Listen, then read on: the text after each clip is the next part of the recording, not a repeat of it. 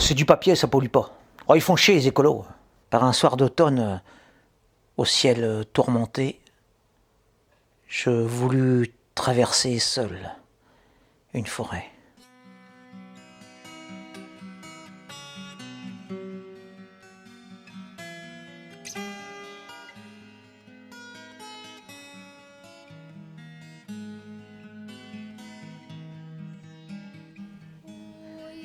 Entrer dans cette nuit peuplée de troncs effrayants qui me scrutent et de contours mouvants qui bruissent. Comme je pénétrerai dans un monde de spectres.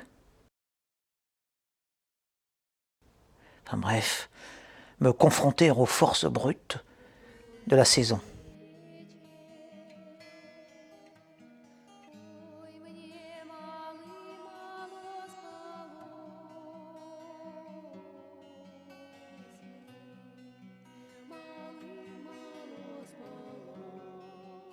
Me perdre dans des chemins bordés de rêves inquiétants. M'abreuver de ténèbres, m'enivrer de frayeurs primitives et laisser mon esprit vagabonder dans un champ de questions sans issue.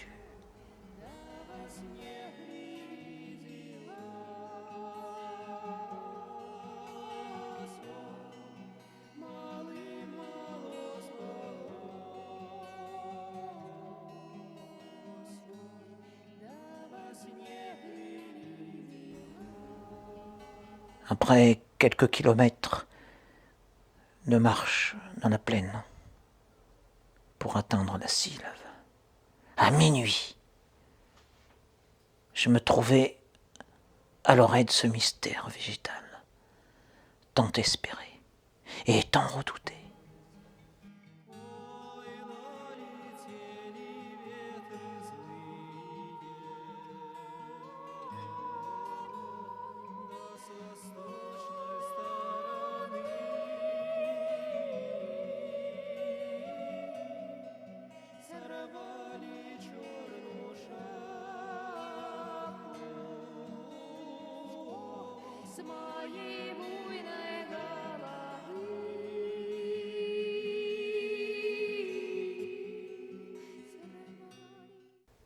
Sans éclairage sur moi.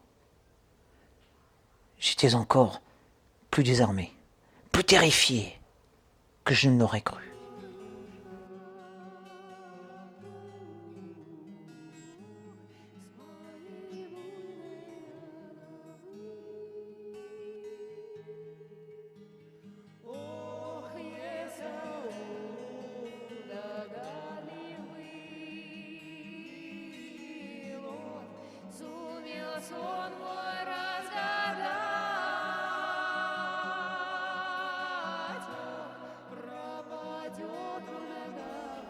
Face aux ombres immenses m'ouvrant leurs bras, j'eus une hésitation suivie d'un tressaillement et faillis faire demi-tour.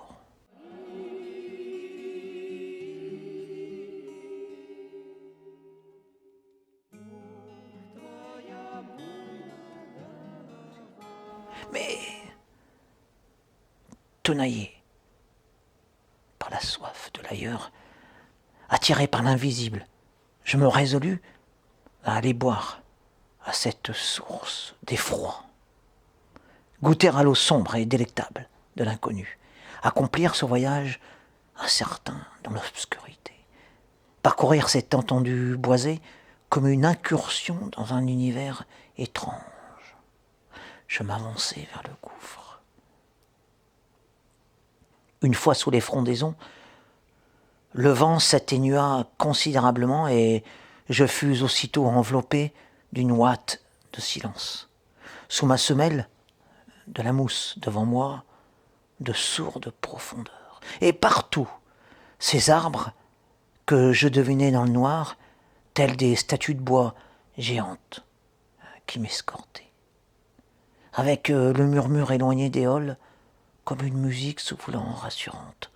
Mais en vérité, dans cette soudaine tranquillité, le vacarme sous mes pieds et au-dessus de ma tête, décuplé par la sonorité feutrée du tapis d'humus, n'en paraissait que plus pétrifiant. La moindre brindille brisée, la plus petite branche écrasée, le plus discret déploiement d'ailes ou frémissement de ramures résonnait comme un tonnerre au cœur du vide. Plus je progressais au sein de cette nature qui, à vrai dire, n'est pas faite pour les hommes, mais pour les bêtes, les fantômes et les cauchemars, plus je regrettais mon audace. Non, le bipède n'est point à sa place parmi les morts, et je ne sais quel lutin maléfique, dans ce labyrinthe de futaies, livré au regard des êtres occultes, des présences indéterminées, des passagers furtifs, des hôtes dissimulés. Bientôt, je fus entouré de silhouettes, enlacé par des feuilles, assiégé par des visages imaginaires, assailli par des pensées affolantes, happé par des formes confuses, traqué par des choses ou entités que je ne voyais pas. Je ne pus terminer cette aventure inoffensive qui devait tout banalement me mener jusqu'à l'aube, vers une sortie balisée, proche de la route, à 2 pas de la civilisation. Je m'égarai dans ce lieu extraordinaire, enlisé dans mes peurs, perdu, entre songe et réalité, évidence et incertitude, ne sachant plus faire la différence entre les vagues échos entendus et les mots soufflés à mon âme. Au matin, nul ne me chercha. Si bien que des années après avoir vécu cette histoire à dormir debout, je me demande aujourd'hui encore si je suis vraiment sorti de chez moi ce jour-là.